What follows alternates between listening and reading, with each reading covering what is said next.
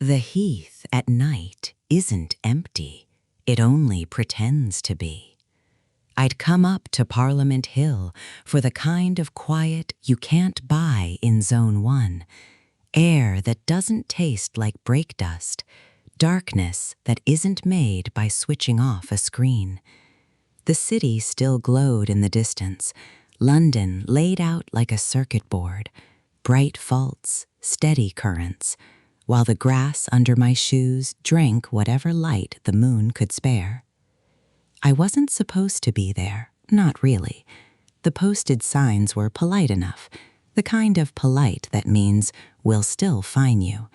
But after a day of mixing sound for other people's lives, podcasts, adverts, apologies recorded 3 takes too late, I wanted a place where nobody needed a cleaner edit. That was when the whistle came. Not a casual whistle, not a drunk lad trying to find his mates. It was a clean, thin note that cut through the heath like a wire. Then another. Then a pause long enough to make my body lean forward without permission. 3 short, 1 long, 2 short. It wasn't pretty, it wasn't musical, it was deliberate. I stopped walking. Even the dogs had stopped barking, as if the sound had pressed a mute button on the whole hill. The trees stood black and heavy, their branches crocheted into the sky. Somewhere lower down, near the Vale of Health Ponds, water moved with that soft, continuous complaint it makes when it's cold. The whistle repeated, same pitch, same spacing. 3 short, 1 long, 2 short. I waited for the laugh, the shout, the ordinary human noise that would explain it away. Nothing. My phone buzzed. A message from a client. Need the mix before 9 a.m. As if the world had decided to remind me that even the night belonged to someone else. I lowered the phone and listened again, trying to locate it. The sound wasn't close, but it wasn't far either. It moved strangely across the heath, bending as if it was being carried by hands. That's the thing about open spaces and cities. Sound doesn't travel honestly. It ricochets off paths and fences and tree trunks and half-seen buildings, arriving at you as an impression rather than a fact. A second whistle answered. Not the same pattern. 1 long, 2 short, 1 short. Then silence. A reply. My scalp prickled. The same sensation I get when a microphone is live and someone in the booth doesn't realize the whole room can hear their breathing. The sense of being present in an exchange you weren't invited to. I took a step back. My heel sank slightly into damp ground. I suddenly became aware of how easy it would be to disappear here. Not in some dramatic way, but quietly. 1 wrong turn into the trees, 1 slip down a slope, and you become a story people tell each other while they walk dogs in daylight. The whistle came again, closer now, or perhaps my ears had simply decided it was closer. 3 short, 1 long, 2 short. A memory surfaced, unasked. My grandfather, in the last years when he'd stopped talking about everything except the war, tapping a spoon against his mug in patterns while the kettle boiled. My mum rolling her eyes, me too young to understand that people sometimes keep time with what they've survived. He used to say, half joking, half not, we had codes for everything, even breathing. Another reply sounded faint from somewhere to my right, near the line of trees that ran toward Kenwood. 1 long, 2 short, 1 short. And then, as if someone had snapped a thread, the heath filled back up with normal sound, a distant car, a far-off laugh, the soft hiss of wind in winter bare branches. like the silence had been a curtain briefly dropped for a private scene. I stood there longer than I meant to, heart doing stupid things, waiting for the pattern to return. It didn't. I walked home with my shoulders high and my hands cold in my pockets, telling myself it was nothing. People whistle, people do strange things at night. London is made of millions of little oddities and most of them are harmless. But when I reached the lit path near Hampstead Heath overground and heard a final, single note, short, sharp, like a punctuation mark, I knew I'd be back. Because whatever that was, it wasn't meant for anyone who needed to ask what it meant. The next evening, I brought equipment. That's my bad habit. If something doesn't make sense, I try to capture it like that will force it to behave. I arrived earlier, before the Heath could fully swallow the day. Families were still dragging reluctant children away from puddles. Runners threaded past in reflective vests. A man with a beanie and a thermos was photographing the skyline as if London might rearrange itself if he blinked.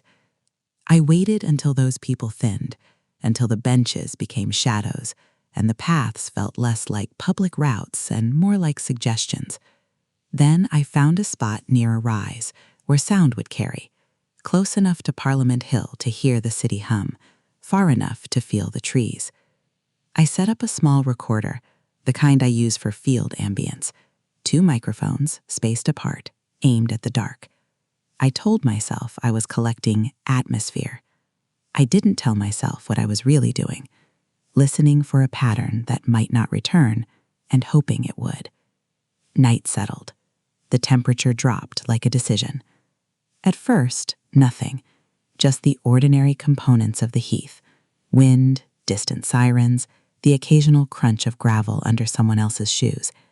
A fox barked somewhere, that quick, human-sounding yelp that always feels like a scream in miniature. Then, almost exactly as the last light bled out of the sky, the whistle came. 3 short, 1 long, 2 short. My recorder's little scream shrieked a spike in the waveform. My body did the same. The sound was cleaner than I remembered, like the whistler had moved to a spot where the air carried it better. I held my breath, ears straining. A reply answered from farther away, near the darker stretch toward Highgate side. 1 long, 2 short, 1 short. Then the first pattern again. 3 short, 1 long, 2 short. They weren't improvising. They were taking turns. As it continued, something else became obvious. The whistle wasn't always the same pitch. Sometimes the long note dipped slightly. Sometimes the short note sat higher.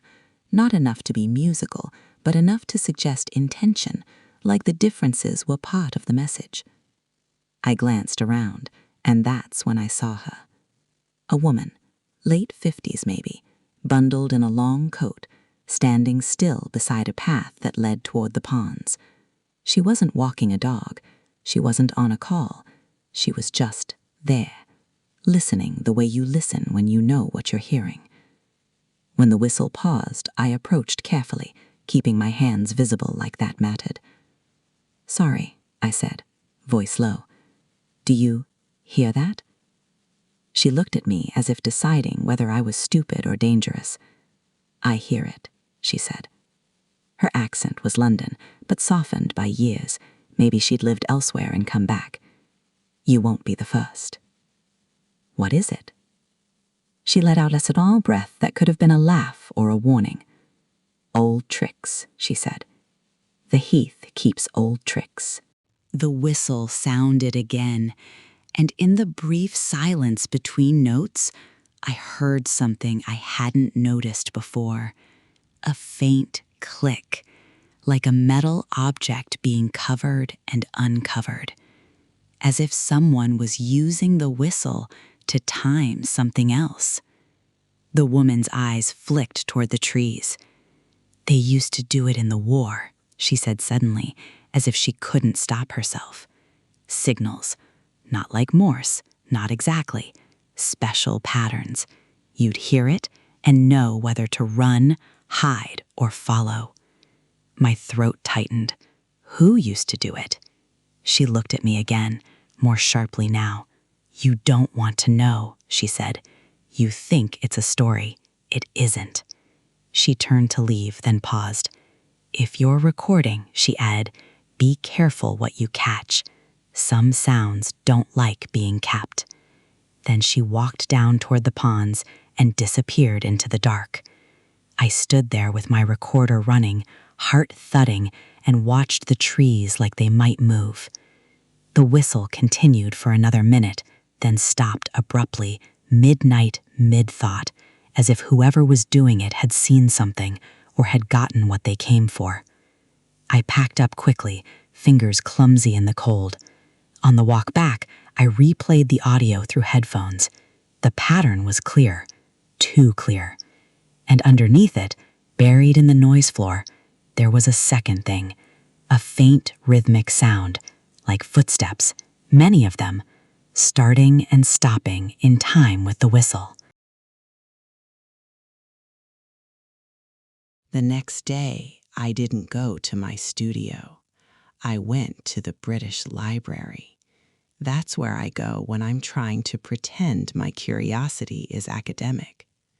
The building smells like paper that's learned to behave. You can sit among a million answers and still feel the itch of a question. I searched for anything that linked Hampstead Heath and whistle codes, wartime training manuals, home guard lore, resistance signaling. I expected nothing. I got too much. There were references to whistles used by wardens during the Blitz to signal blackouts and gas warnings. There were papers about the auxiliary units, secret stay-behind groups trained to fight if Britain fell.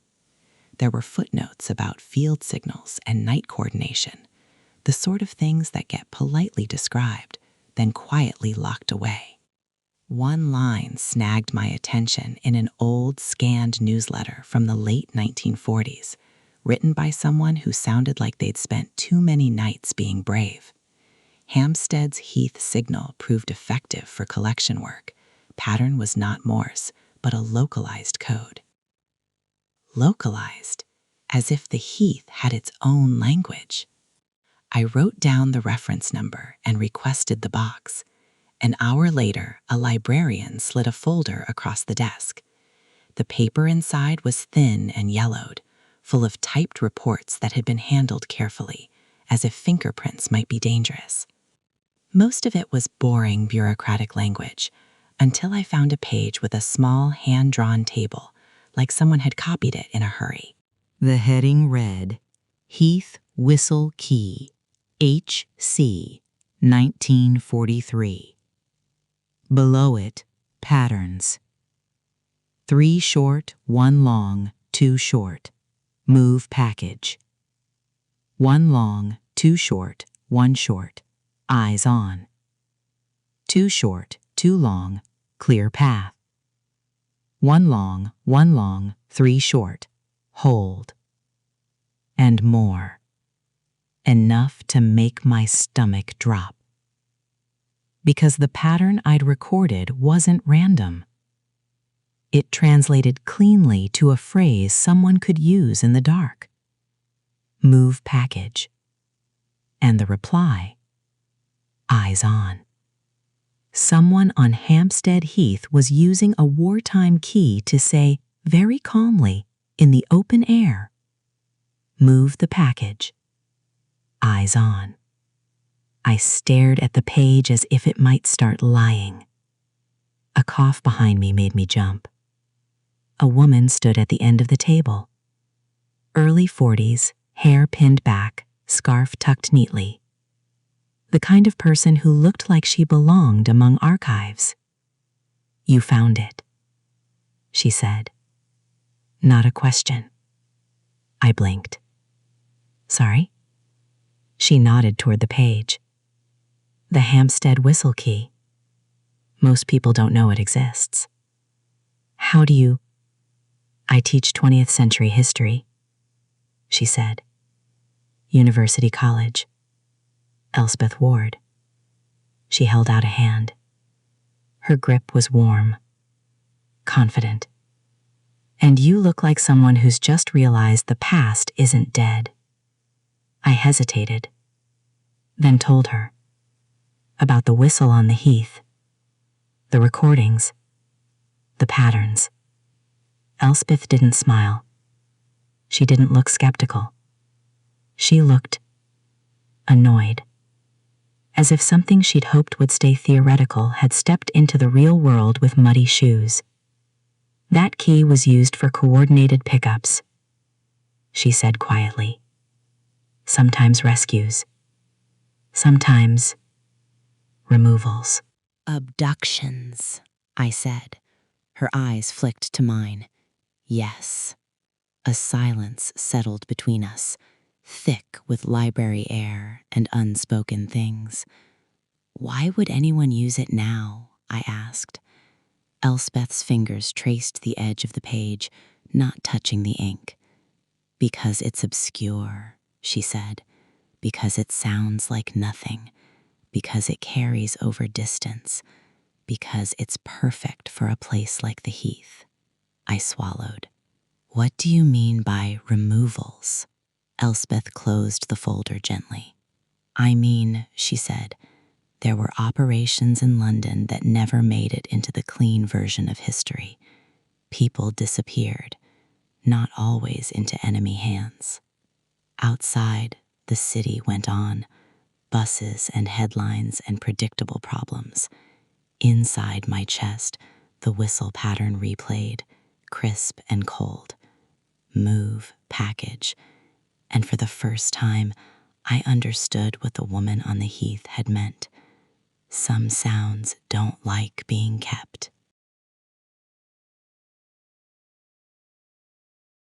Elspeth and I sat in a cafe near Euston, the kind with 2 bright lights that make you feel guilty for being tired. She spoke carefully, as if the walls might learn. In 1943, she said, London was full of signals, not just official ones. Intelligence work, counterintelligence, black market networks, people communicating without phones, without paper trails. Whistles were cheap, portable, and in a city under blackout, sound was often more reliable than sight. She slid a photocopy across the table, sanitized, legal, a report about an incident on the Heath. A young WAF clerk, she said, name redacted, but the story's consistent. She was walking home near Hampstead after a late shift, crossing the Heath because it was quicker and she didn't want to be seen. She heard whistle patterns. Then she saw 3 men carrying something between them, something wrapped. She thought it was an injured soldier. She approached to help. Elspeth's voice tightened. They took her instead. My coffee tasted suddenly metallic. She was found? I asked, already knowing the answer. Not officially, Elspeth said. There were rumors. A body in the canal weeks later. A misfiled death certificate. A family told she'd been reassigned. I stared out the window at the normal traffic like it might save me from the image. Who did it? I asked. Elspeth shrugged, but there was tension in her shoulders. The file suggests it was a coordinated removal of someone carrying sensitive information. But the language is slippery. It reads like someone trying to protect someone. I thought of the whistle on the Heath now, repeating into the dark with calm precision. This key, I said, tapping the photocopy. How many people would know it? Elspeth's eyes met mine. Enough, she said, but not many. Most copies were destroyed. Some were kept. Some ended up in private hands, in collections, passed down in families who don't like talking. A pause. And some, she added, are remembered. Codes don't always need paper. They live in people. I remembered my grandfather tapping patterns with a spoon. The way my mom had said, "He's stuck in it," as if the war was a room you could walk out of if you tried hard enough. "What are you thinking?" Elspeth asked. I hesitated. Then, if they're using it now, it's because they want it to be hidden. But they're not hiding from history. They're hiding from the present. Elspeth nodded. Or they're using history as camouflage. Outside, the winter sky pressed low over London. The city looked like it was holding its breath. Elspeth leaned in. "If you go back," she said, "don't go alone, and don't assume the whistle is the only signal. Codes are rarely solitary. They come with companions, lights, movements, timings." I found my recorder in my bag and held it as if it could defend me. "Then we go together," I said, surprised by my own certainty. Elspeth studied me for a long moment, then nodded once. "Tonight," she said. "If it happens on schedule, it will happen tonight." I blinked. On schedule? Elspeth's mouth went tight. "The Heath whistle key wasn't used randomly," she said. "It was used to coordinate something. And in these files, every incident has a time pattern. They liked Tuesdays. They liked the hour after the last commuters. They liked the moment when the city thinks it's safe."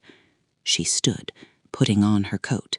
"And," she added, "they liked Hampstead because it's close enough to the center to be useful and wealthy enough to be ignored. People assume danger lives elsewhere." I followed her out into the cold. For the first time since I'd heard the whistle, I wasn't just listening. I was looking for what it was moving.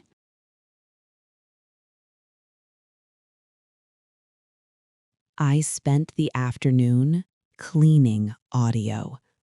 Not for a client, for myself.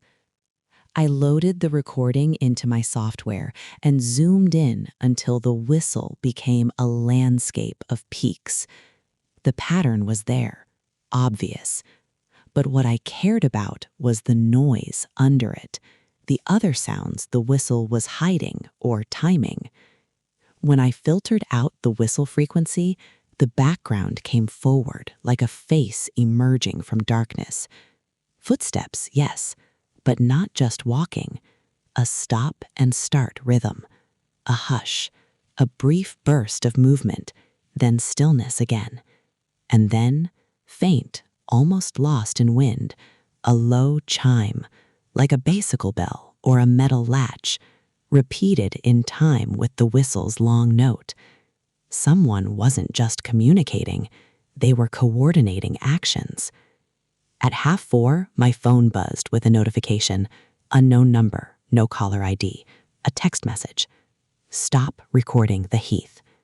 No greeting, no punctuation, like whoever typed it didn't want to waste time. A second message followed. "Some stories aren't yours." My mouth went dry. My first instinct was to laugh. My second was to look over my shoulder, as if the studio walls might have gained eyes. I typed back before I could talk myself out of it. "Who is this?" 3 dots appeared, then vanished. Then a reply. "You heard move package. Don't make yourself the package." My hands went cold. Elspeth arrived at my studio at 6 with a small backpack and an expression like she'd already decided what kind of danger she was willing to tolerate. "You look pale," she said. I showed her the messages. Her jaw tightened. So they noticed. "Who are they?" I asked. Elspeth didn't answer immediately. She walked to the window, looking down at the street. People passed with shopping bags, scarves, normal lives. "Wartime networks didn't disappear," she said finally. "They evolved. Some became institutions, some became families, some became criminal." Or, I said, "Someone found the key and is playing a game." Elspeth turned back. Games don't send threats. She pulled something from her bag, a small, old metal whistle, dull with age. My grandfather's, she said. Home guard. He used to keep it in a drawer with his ration books. He never talked about it, but he kept it. I stared at it. Why bring that? Because, Elspeth said, if they're using the old code, they're probably listening for it too. And if we need to reply, I said. Elspeth nodded once, grim. We left just after 7, taking the Northern Line up, then walking the last stretch through Hampstead's tidy streets, where everything looked like money behaving. The Heath entrance swallowed us the way it always does, trees and shadow, an abrupt drop in city noise. We climbed toward Parliament Hill. Elspeth moved like someone used to walking in the dark, careful but not hesitant. I held my recorder like a talisman and tried not to imagine headlines. At 8:47, the whistle came. 3 short, 1 long, 2 short. Move package. Elspeth's eyes snapped toward the trees. Then, from farther away, the reply. 1 long, 2 short, 1 short. Eyes on. This time, we heard something else with it, a soft rustle of branches, like multiple people shifting positions. Elspeth leaned close to my ear. They're closer tonight, she whispered, and they want whoever's listening to know it. The whistle changed. 2 short, 2 long. According to the key, clear path. My stomach tightened. Clear path for what? Elspeth didn't answer. She was already moving, following the direction of the sound, not toward the open hill, but toward the darker line near the trees that led down to the ponds. We moved quietly, shoes careful on damp ground. The air smelt of earth and old leaves. The city's glow faded behind us. Another whistle. 1 long. 1 long. 3 short. Hold. And then, through the trees, a shape moved. Something pale in the darkness, like a person in a light coat, stepping off the path as if gently directed. Elspeth grabbed my sleeve. Not us, she whispered. It's not us.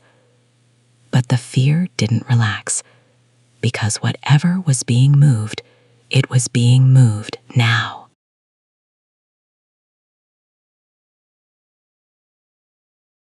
We saw them without seeing them fully. That's the trick of the Heath at night. It offers you partial truths. A sleeve, a hand, a gleam of metal, a movement that might be wind until it isn't. We crouched behind a low rise near the path that skirts the ponds, close enough to hear, far enough to pretend we were hidden. The whistling stopped, and then the silence that followed was worse than the sound. A figure in a pale coat stood by the path, slightly unsteady, like someone who'd stopped walking because they'd realized they'd taken the wrong route. They looked around, head turning slowly, as if listening for something only they could hear. A second figure stepped out of the trees, dark coat, hood up, face lost in shadow. They didn't move like a random passerby. They moved like someone approaching an arranged meeting. The pale-coated person took a half-step back. The hooded figure lifted a hand, not in greeting, but in a small, calming gesture. Then, from farther back, a third figure appeared, and a fourth. My chest tightened. 4 people around one. Elspeth's hand, cold through her glove, pressed against my wrist, as if to remind me not to do anything stupid like breathe loudly. The hooded figure spoke. I couldn't hear the words, but I heard the cadence, gentle, persuasive, a voice that said, "It's fine, just come with us." The pale-coated person hesitated, then took a small step forward. And somewhere above us, out of sight, came a single whistle note. Short, sharp, like a cue. The 3 surrounding figures moved at once. Not lunging, not violent, just synchronized. One took the person's arm, another positioned behind them. The third shifted to block the path. The pale-coated person stiffened, realizing too late that this wasn't a conversation. Their head turned, eyes scanning, mouth opening. And then a hand went over their mouth, quick and practiced. I felt Elspeth tense beside me like a wire being pulled taut. The victims struggled, but not for long. Something was pressed against their side. An injection? A device? I couldn't tell. Their knees buckled within seconds, too fast for alcohol, too neat for panic. My stomach lurched. My brain screamed, "Police, now!" But my hands stayed frozen, absurdly aware of the threat text on my phone. The group lifted the body, not dramatically, not like in films, but with the efficient care of people who'd done this before. 2 under the arms, 1 supporting the legs. They moved toward the darker trees as if following a route they already knew. Then, another whistle pattern, very soft, very close. 3 short, 1 long, 2 short. Move, package. Elspeth's breath hitched, because the package wasn't an object. It was a person. The group disappeared into the trees. The heath impossibly returned to normal sound. Wind, distant traffic, the far-off clink of someone's bottle near a bench. Like the world didn't want to witness what had just happened. I turned toward Elspeth, horror in my throat. "We have to call." Elspeth's eyes were fixed on the spot where they'd vanished. "Yes," she whispered, "but if we call now, they'll be gone before anyone arrives.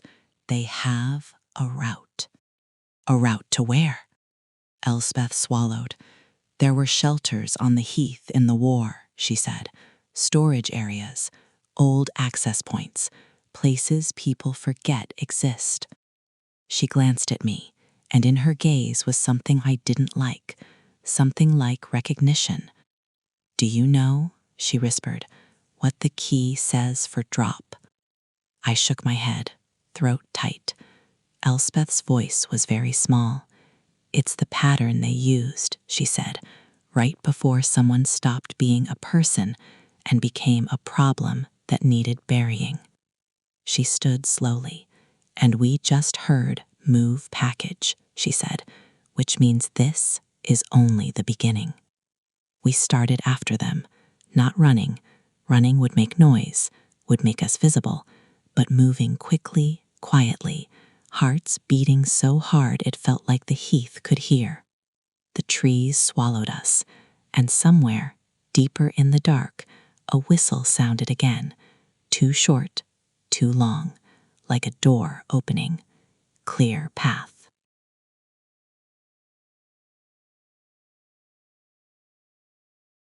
We didn't call emergency services first. I hate myself for that, even now. We called someone Elspeth trusted. She led me away from the ponds, back toward a lit path where my phone could grab signal without blinking. She dialed a number from memory. The call connected quickly, like the person on the other end had been expecting it. A man's voice, low, controlled. "Ward?" "Elspeth," she said. "We saw it." A pause. "Where?" "Hampstead Heath, near the ponds. Whistle code. Same as the key." Silence. And then, quietly, "Are you safe?" "For the moment," Elspeth said. "We need police, but not the standard response. They'll be gone." Another pause. Then, "Stay where you are. I'm nearby." Elspeth ended the call. Her hands were steady, but her face had gone pale. "Who was that?" I asked. Elspeth stared into the dark as if seeing something else layered over it. "Daniel Ward," she said. My cousin, Detective Sergeant. I blinked. You didn't mention. I didn't want you to trust the wrong people, she said, voice tight, and I didn't know if I could trust him either. Footsteps approached on the path, firm, purposeful. A man in a dark coat emerged from the shadows, late 30s, close-cropped hair, eyes scanning. He looked like someone who lived in the space between public reassurance and private horror. Elspeth, he said, relief and tension twined together. Then his gaze snapped to me. And you are? I gave my name. My voice sounded too loud. Daniel didn't waste time. Tell me exactly what you saw, he said. Start at the first whistle. I described it. Patterns, timing, the group, the injection, the carry. Daniel listened without interrupting. When I mentioned the phrase translation, move package, his jaw tightened hard enough to ache. You're certain about the key? He asked Elspeth. Elspeth nodded. We saw the archive sheet. He recorded the pattern. It matches. Daniel exhaled through his nose. Christ. He looked away, scanning the heath like it might offer a neat explanation if he stared hard enough. I've had reports, he admitted, missing persons near the heath, people who vanish without struggle, without phone pings. It's been messy. And every time we run CCTV, we get nothing useful. People slip through gaps. The gaps are on purpose, Elspeth said. Daniel looked at her sharply. You've known about this? I've known about the history, Elspeth shot back. Not this. Daniel's gaze landed on my recorder. Do you have the audio? I handed it over. Daniel listened with one earbud, eyes narrowing. When the whistle sounded, he flinched slightly, like it touched something older than professional interest. My grandfather used to whistle like that, he said quietly. Then, more sharply, where did you hear it first? Parliament Hill, I said. Then near the ponds. Daniel nodded, thinking fast. They're moving people. Not toward the streets, too exposed. Toward the heath's interior. There are old service entrances, maintenance routes, some sealed, some not. He pocketed my recorder carefully. Elspeth, he said, this is going to sound awful, but you need to go home. Now. Elspeth's eyes flashed. No. Daniel's voice hardened. This isn't a lecture, it's an operation. If they're using that code, they're not amateurs. And if they've spotted you, they've spotted him, Elspeth said, nodding at me. They texted him. Daniel's gaze snapped to me. Show me. I showed him the messages. His face went flat. Right, he said. So they're monitoring, which means if we move openly, they'll scatter. If we wait, they'll act again. He looked at Elspeth. Can you translate in real time? He asked. Elspeth hesitated, then nodded slowly. Yes. Daniel looked at me.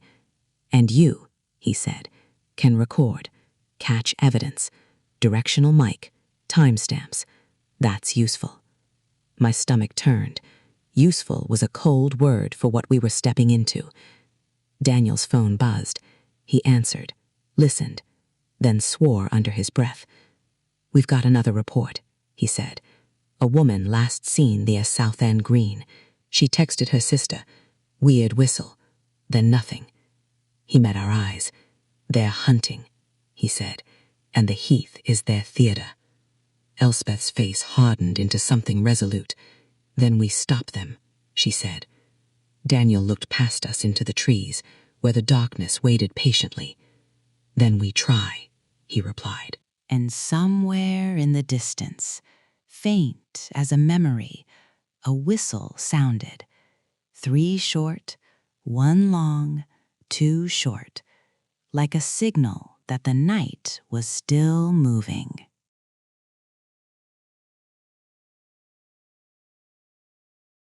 We positioned ourselves like criminals, not like police. Daniel called in a small unit he trusted. No sirens, no flashing lights, plain clothes, quiet cars, parked far enough away to look accidental. The kind of response you use when you're more afraid of tipping someone off than you are of being late. Elspeth and Vi stayed with Daniel near a darker stretch by the trees. I held the recorder ready. Elspeth held her grandfather's old whistle in her palm like a secret. At 9:15, the first signal came. Too short, too long. Elspeth whispered instantly, "Clear path." Daniel's shoulders tightened. He spoke into his radio softly, coded, "They're moving. Watch the north line." A reply whistle came from farther right. One long, two short, one short. Elspeth, eyes on. Daniel's mouth went thin. "They've got spotters." The whistle pattern changed. One long, three short. Elspeth, hold. We waited, breath shallow, as if breathing too deeply might trigger something. Minutes crawled. The heath felt like it was listening back. Then the first pattern, sharp, confident. Three short, one long, two short. Elspeth's whisper was almost a hiss. "Move package." Daniel exhaled, barely audible. There it is. In the trees, movement flickered, too organized to be foxes. A figure crossed a path, guiding another. Something pale moved between dark coats. Daniel raised his hand, signaling his team to stay back. They were trying to follow without being seen, trying to learn the route. The whistle sounded again, closer now, and the hairs on my arms rose. It was as if the signal had turned toward us. Too short, too long, clear path. Then, incredibly, a new pattern, one I hadn't heard before. Three long, one short, two short. Elspeth frowned, mind searching. "That's not on the sheet." Daniel's eyes narrowed, meaning. Elspeth listened as the pattern repeated, then her face strained. "It's a variant," she whispered. "I've seen it referenced. Not in the public copy." My throat tightened. "What does it mean?" Elspeth's voice was tiny. "It means wrong ears." Daniel swore under his breath. "They know we're here." As if to confirm it, a whistle cut through the trees, closer than it should have been. Not the clean signal pattern, just a single note, sharp as a blade. A warning. Daniel grabbed my arm. "Move," he said. We retreated silently, stepping off the path, deeper into shadow. The plainclothes officers shifted positions too, like chess pieces avoiding a check. A figure appeared ahead, tan coat, hood up. For a split second, the person stood perfectly still, facing us. I couldn't see their face, but I could feel their attention like heat. Then they turned and walked away calmly, not running, not panicked, confident. Elspeth's hand tightened around her whistle. Daniel's voice was low. "They want us to follow," he said. "They're drawing us off." "And someone else is being moved," Elspeth whispered. My stomach dropped. "Another package." Daniel's eyes flashed. "Yes." He spoke into his radio urgently, still controlled. "They've changed pattern. Wrong ear signal. They're splitting. 2 teams. Watch South End Green." We ran. Not fast, but fast enough to be dangerous, toward the direction Daniel indicated, following a path that cut between trees and open ground. The heath, suddenly, felt enormous. And above us, the whistle pattern echoed again, clean, precise, utterly indifferent. 3 short, 1 long, 2 short. Move package. I realized then that the whistle wasn't just communication. It was ownership. It was the sound of someone marking the night as theirs. Near South End Green, the city presses closer. You can feel the streets around the heath like a ring of watchers. Houses, lamps, bus stops, the ordinary edges of London trying to pretend the dark in the middle doesn't matter. Daniel led us to a vantage point near the path where the trees thinned. 2 plainclothes officers waited there, faces tight. 1 target spotted, 1 whispered. Woman, late 20s, alone. She stopped twice, like she's hearing something. My blood went cold. That's her, I said, remembering the message Daniel had mentioned. We watched from behind a tree line. A woman stood near a junction of paths, phone in hand, brow furrowed. She lifted her head, listening. Her mouth moved as if she was speaking to someone on the phone. Then, faint at first, the whistle pattern began. 2 short, 2 long. Clear path. The woman turned slowly, as if following the sound. She stepped off the main path, drawn toward the darker line of trees. Daniel's hand rose, a silent command. His team began to move, shadowing the shadows. 1 long, 2 short, 1 short. Eyes on. A figure appeared on the path behind the woman, dark coat, hood, walking with casual speed, closing distance. Another figure emerged from the side, positioning ahead, blocking her return toward the Lid Street. The woman paused, confused. She looked left, right. The signal came, crisp and close. 3 short, 1 long, 2 short. Move package. They moved in. It happened with the same terrifying efficiency as before. A hand on the arm, a gentle voice, then the sudden clamp over the mouth. The woman's body jerked, panic flaring, but the attackers didn't fight. They simply executed. Daniel surged forward. "Police!" he shouted, quiet no longer, the word cracking across the heath like a gunshot. The abductors reacted instantly. 1 released the woman and bolted toward the trees. Another tried to drag her anyway, but Daniel slammed into him. The man went down hard, breath knocked out. The woman stumbled back, eyes wild, hands shaking. A 3rd abductor, the one behind, pulled something from his pocket. Not a knife, not a gun, a whistle. He raised it to his lips.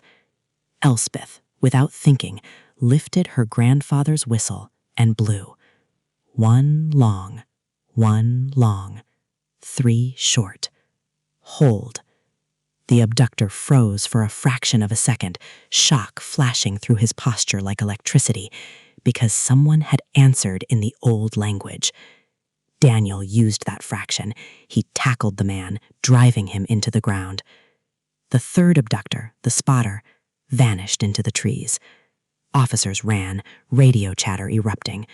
The woman who'd been targeted crouched, hyperventilating, eyes fixed on Elspeth's whistle as if it were a ghost. Elspeth lowered it slowly, face pale. Daniel cuffed the man on the ground, breathing hard. He looked up at Elspeth, something like anger and fear mixing. "Never do that again without telling me," he snapped. Elspeth's voice shook. He was going to signal someone else. Daniel's jaw clenched. He already did. Because as the officer secured the scene, the whistle sounded again in the distance. Farther now, deeper in the heath. 3 long, 1 short, 2 short. Wrong ears. They were saying it openly now. They were saying, "You're listening." Daniel's eyes narrowed into the trees. "They're still moving another package," he said.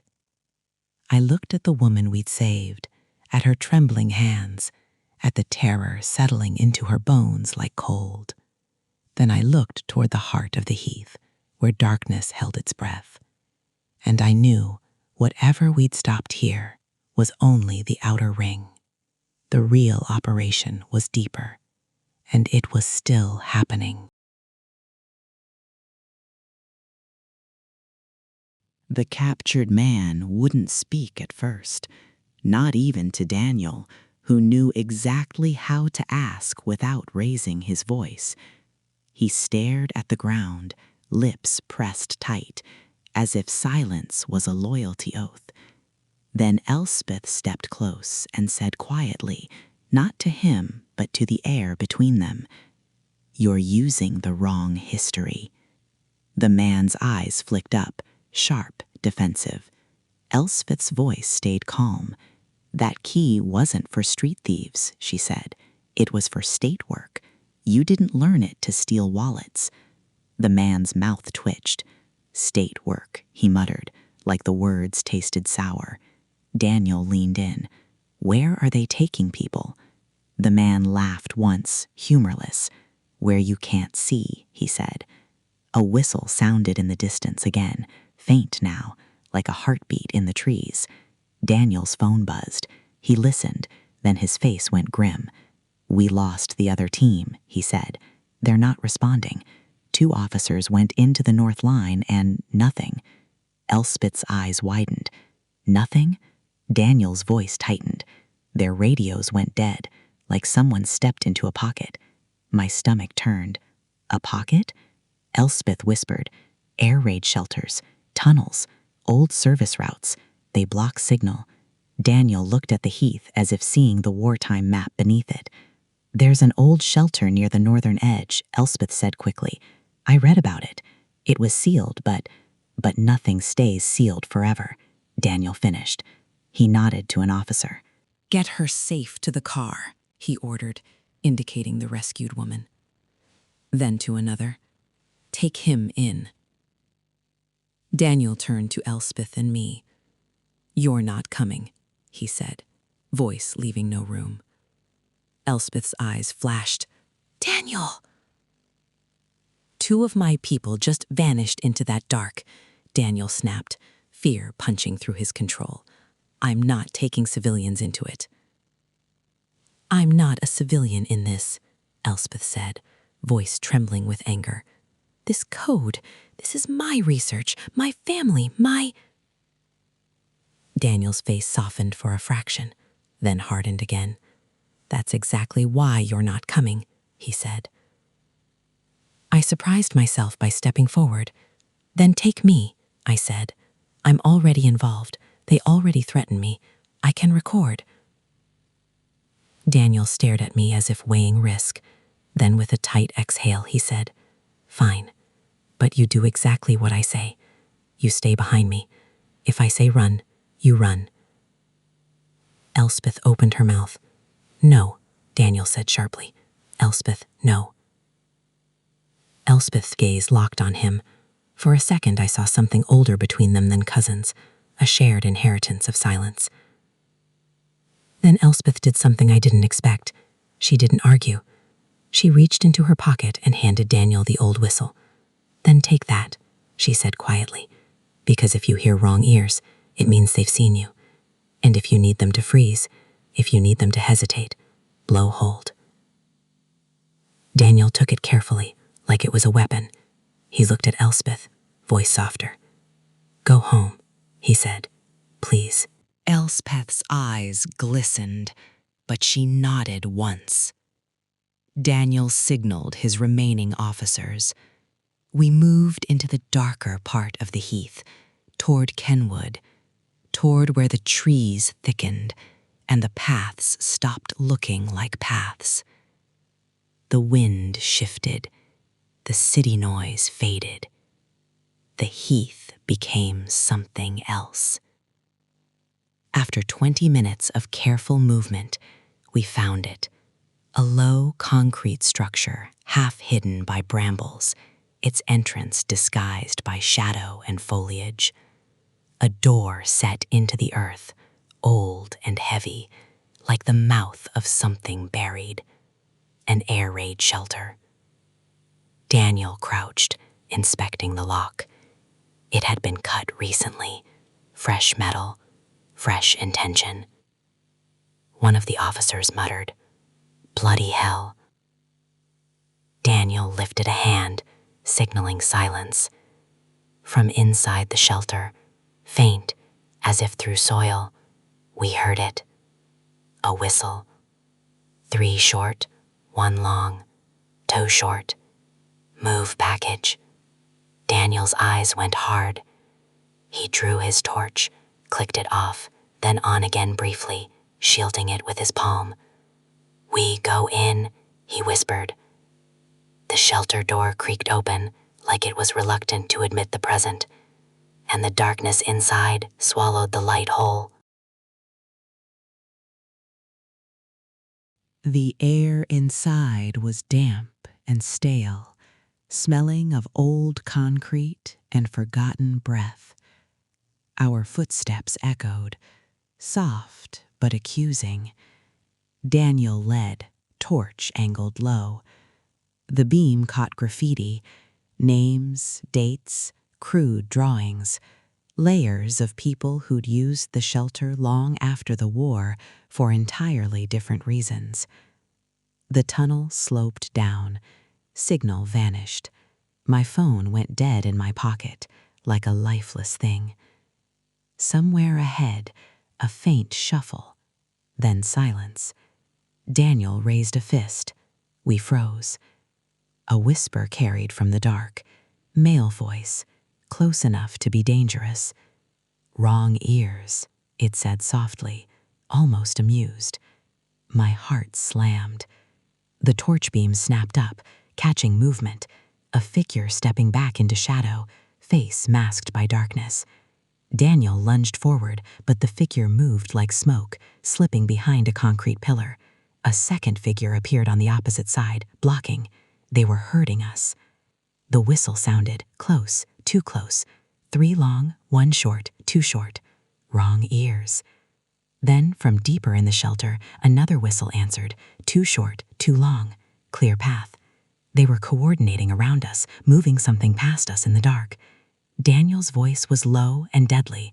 "Where are my officers?" he demanded. A laugh, quiet. "Under your feet," the voice replied. I swallowed hard, imagining bodies in sealed rooms, in side tunnels, in earth. Daniel stepped forward again, torch beam slicing. The tunnel widened into a larger chamber. In the center, under the weak cone of someone else's torch, a person lay on the ground, bound, breathing shallowly, face pale. A package. 2 masked figures stood over them, not panicked, not hurried.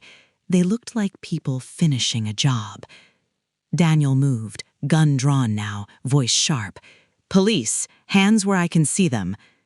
The figures didn't comply. Instead, one lifted a hand toward his mouth, a whistle.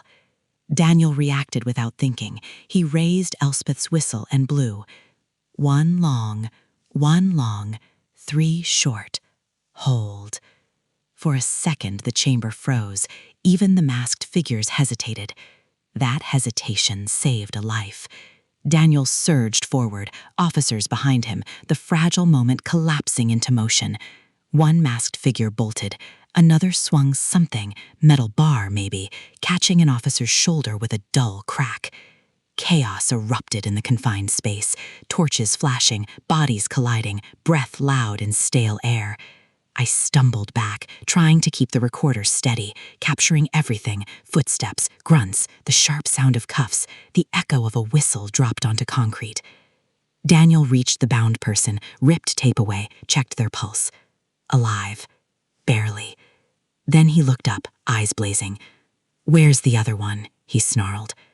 A masked figure, caught, pinned, spat on the ground.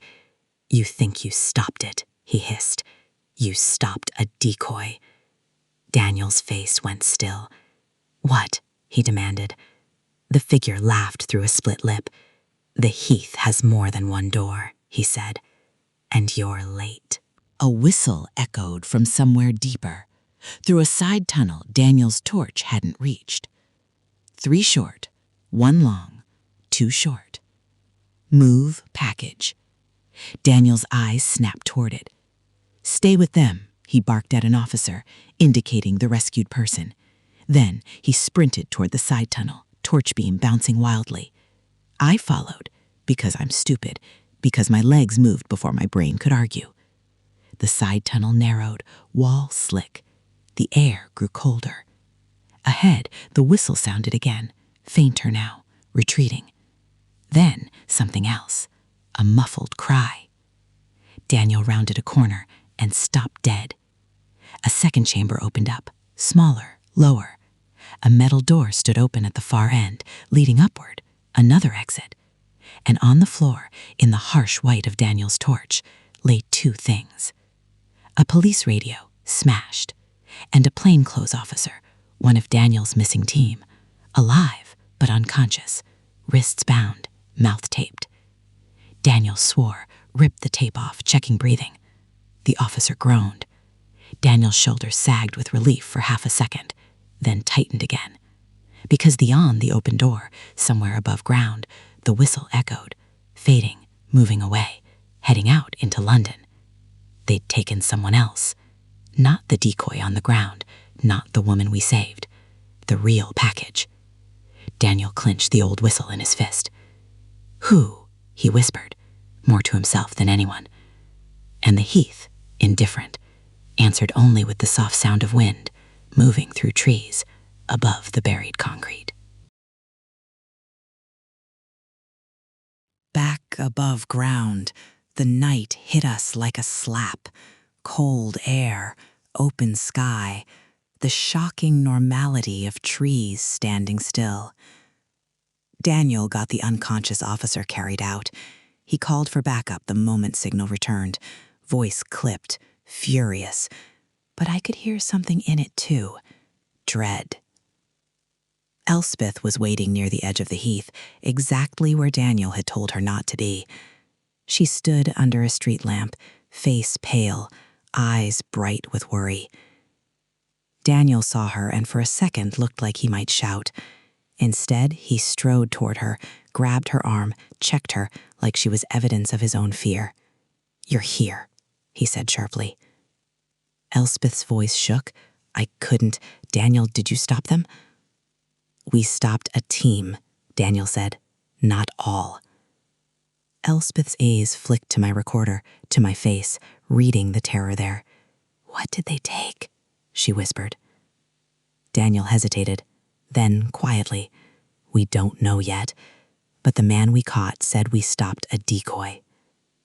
Elspeth's mouth tightened. She looked past us, into the heath, as if the darkness might confess. "Then they wanted you in the shelter," she said. "They wanted police underground while the real movement happened above." Daniel's eyes narrowed. "Yes." Elspeth swallowed hard. "Daniel, there's something you don't know." Daniel's face tightened. "Try me." Elspeth drew a breath like she was about to step off a cliff. "The Hampstead whistle key," she said softly, "wasn't only used against enemies. There were internal operations." Removal wasn't always about spies. Daniel stared at her. "I know that." Elspeth shook her head. "No, I mean, my grandfather wasn't home guard," she whispered. "Not really. He was attached to something else, and the whistle he kept wasn't a souvenir." Daniel's eyes flicked to the old whistle in his hand, then back to her. "What are you saying?" he demanded. Elspeth's voice broke. My family kept a piece of that network, she said. A ledger. Names, routes, coded phrases. It was supposed to be destroyed. It wasn't. It's been moved through our family for decades. Daniel's face went very still. Elspeth. Elspeth's eyes shone. I didn't know until recently, she insisted.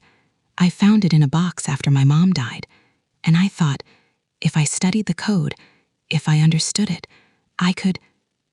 A harsh whistle sounded in the distance, from somewhere beyond the heath, closer to the streets. 3 short, 1 long, 2 short. Move package. Elspeth flinched like it hit her physically.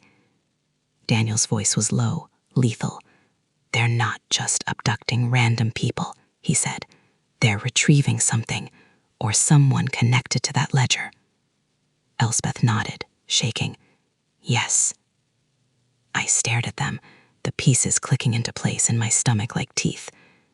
The threats on my phone, I whispered. They weren't about me. I was noise. They wanted us watching, so we'd be predictable. Daniel looked at me sharply. What did you record? He asked. I swallowed. Everything, I said. And I heard something else under the whistles. Car doors. An engine. Not near the shelter. Daniel's eyes narrowed. Where? I closed my eyes, replaying the audio in my head, the faint, low rumble beneath wind. Near the Spaniard's roadside, I said slowly. Northwest edge. Daniel's jaw clenched. Then they exited there. Quiet streets, easy pickup. Elspeth's voice turned frantic. Daniel, if they have the ledger, if they take the wrong person... Daniel snapped. Who else knows about it? Elspeth's lips trembled. Only one other, she admitted. A man who helped catalog it for me. Private researcher. He insisted he was trustworthy. Daniel stared at her. Name. Elspeth whispered it. Daniel's face hardened into pure anger. That man, he said, voice shaking, went missing tonight, an hour ago. Elspeth's breath caught. No. Daniel's voice cut like steel. The whistle, faint now, moved farther away into the city's night. And suddenly, the story wasn't just about the Heath. It was about London, about a code old enough to wear history as a mask, and sharp enough to still cut. The next morning, the Heath looked innocent again. Dog walkers, joggers, parents with prams, mud on shoes, steam from takeaway cups, people passing each other with the polite indifference of a city that survives by not making eye contact too long. Under that normal surface, Daniel's team combed the shelter. Evidence techs photographed old concrete as if it could testify. They found zip ties, tape, a discarded syringe cap, a cheap whistle stamped with a generic brand name, modern, not sentimental. They found nothing that said who. Elspeth sat on a bench near the edge, coat pulled tight, hands clasped like prayer. Her face looked older than it had in the library. I wanted to understand, she said quietly, not looking at me. I thought if I brought it into light, it couldn't hurt anyone anymore. I didn't have a comforting lie. I only had the recorder in my bag, full of sound that now felt like evidence and guilt. Daniel approached, eyes bloodshot with exhaustion. He'd been up all night. He looked like a man carrying 2 wars, one inherited, one current. We found your researcher's flat, he said to Elspeth. Ransacked, ledger gone, no sign of him. Elspeth's breath trembled. So they have it. Daniel nodded once. Yes. He looked at me. And your recordings. I hesitated. In that hesitation lived a whole future. Headlines, viral clips, public panic, copycats, police pressure. Elspeth ruined. Daniel investigated. In London, stories spread faster than truth. Daniel saw the struggle on my face and said softer, "I'm not asking to bury it," he said. "I'm asking you to be smart." Elspeth's eyes lifted to mine. "If you publish," she whispered, "they'll know what we know. They'll change the code. They'll disappear deeper." "And if I don't," I said, "they keep using it."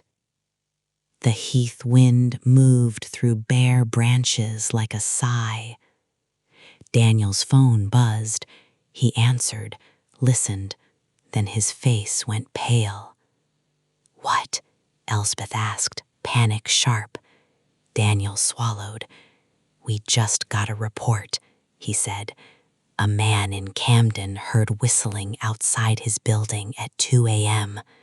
Same pattern." Elspeth went still. Daniel's voice dropped. "And," he added, "a woman in Islington reported a single note outside her window, then a message slid under her door." My stomach tightened. What did it say? Daniel looked at me, eyes hard. "It said," he replied, "some stories aren't yours." My mouth went dry. Daniel's gaze shifted to the heath behind us. "They're warning," he said, "or they're recruiting, or they're testing new ground." Elspeth's voice was barely audible. "The code has left the heath." Daniel nodded once. "Or it never belonged to the heath in the first place," he said. "It belonged to whoever needed it." I walked away later, alone, along the path toward Parliament Hill. Daylight made everything smaller. The skyline glittered. The grass looked harmless. But when I reached the spot where I'd first heard the whistle, my body remembered the silence. I stood there and listened anyway. Nothing. Then, faint and impossible in the bright air, a single whistle note cut through, short, sharp, like punctuation. Not a full pattern, not a message, just a reminder. I didn't see anyone. I didn't even know if it was real, but I felt it the way you feel a gaze on the back of your neck. London continued below, busy and bright, pretending that the dark had borders. And somewhere, whether on the heath or beyond it, someone still knew the old language, still knew how to move a person through a city like a parcel, still knew how to make the night obey. And as I turned to go, my phone vibrated once in my pocket. Unknown number. One line. Eyes on.